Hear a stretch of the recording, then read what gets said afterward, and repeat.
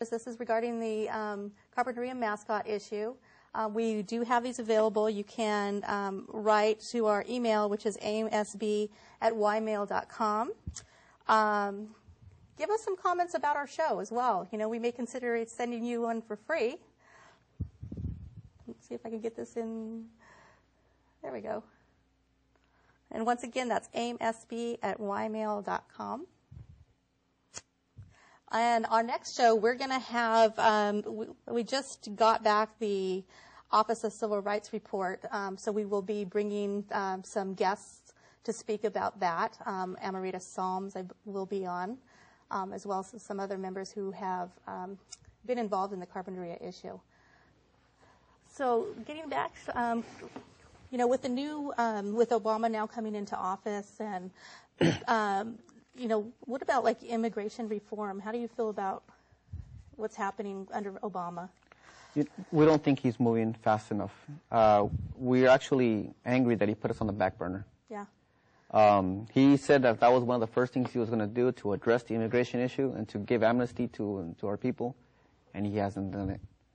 And we just feel that he is beholden to the major corporations that are out there trying to pass this health care legislation that's only going to benefit the health insurance companies, right, if you think about it. You know, he really needs to get back on track and start addressing these issues of immigration. It is very important to us because our people are suffering out there.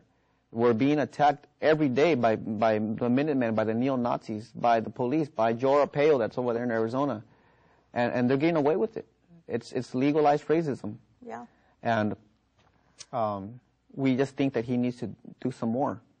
To us, amnesty is an issue. It is immigration reform is a very big issue.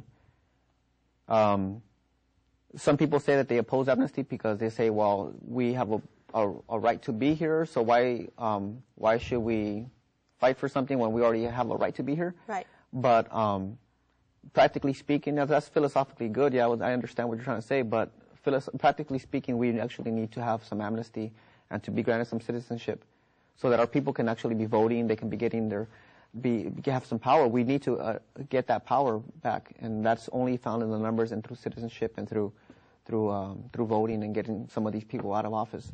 So are the Brown Berets involved in bringing up, giving out like the voting rights, letting people know what their voting rights are, and really working to make these political changes within the community? Some Brown Berets have been involved in that. In LA, they do voter registration drives and things of that nature. I'm personally I'm registered as a Raza Unida party member. Okay. And I vote independent, so it's I do vote. I don't give up my right to vote just because, I try to stay away out of the system, Yeah. But the thing is that I still have to vote. I still got to put my 2 cents in somehow, and who knows, maybe that one vote is the one vote that's going to count, right? Yeah, that's it. But if not, if we can consolidate all that power and say, hey, we got 50 million people here that are voting, that's a big number. And if we can get all those people voting on the same direction, then maybe we could have some power. So overall, of all the issues that the Brown Berets have been involved in, what has been your personal greatest accomplishment? Now, recently? Oh, recently. Either recently or since you got involved in this. Well, we have so many. We've been addressing a lot of different issues. I mean, it's the thing about when you have goals as lofty as ours for self-determination, all these little things, they're kind of small victories, right? Having Minutemen arrested, joining hands with the Black Panthers, in Crenshaw, Black Panthers and Brown Berets, together. That's a historic moment. Yes, that is. Having people like Larry Whitten in New Mexico. He's being protested by the Brown Berets in New Mexico by the commander out there. His name is Juanito Burns, and they're doing a major protest against him, and they're trying to get him kicked out of the state because he has some racist policies against Mexicans.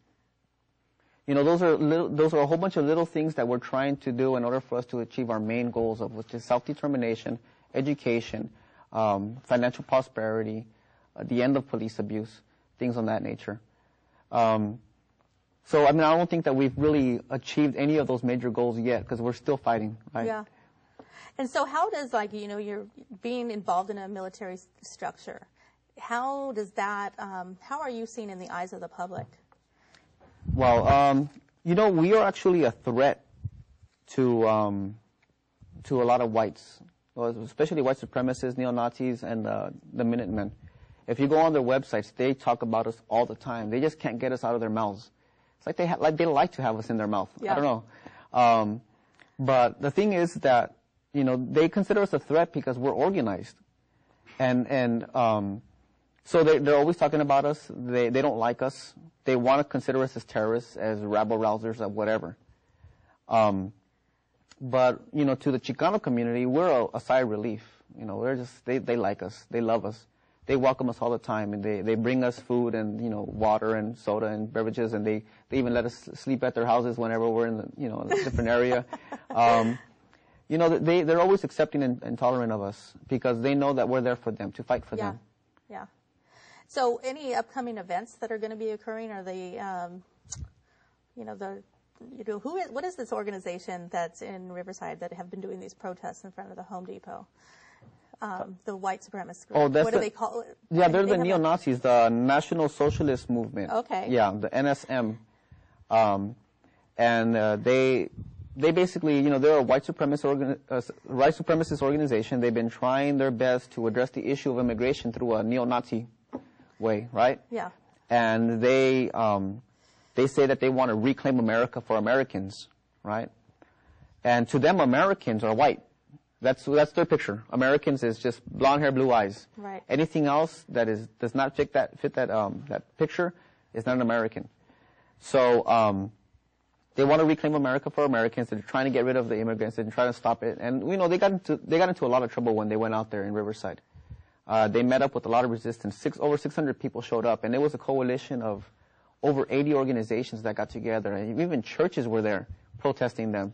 They didn't want them there. Yeah. Different races, which was blacks, Jews, whites, Chicano, even a lot of natives were there as well, Native Americans, and they were just swamped. And then eventually, one of them spat at one of our guys. That is terrible. But you know what? The beautiful thing is that through unity in joining up with the Brown Berets, the AIM, just Native Americans in general, the Black Panthers. We can all make a change. So we're just going to be cutting off right now. It was great having you. All right. Hope you come, you come back. Thank you. Wonderful. Thank you. You have a great. Thanks.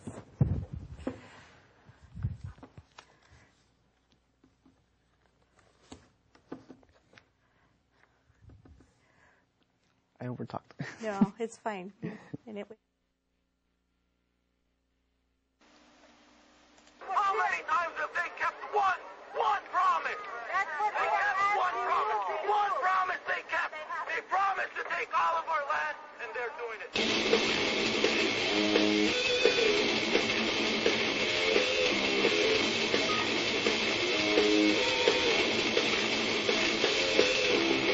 So everything that's down again and again.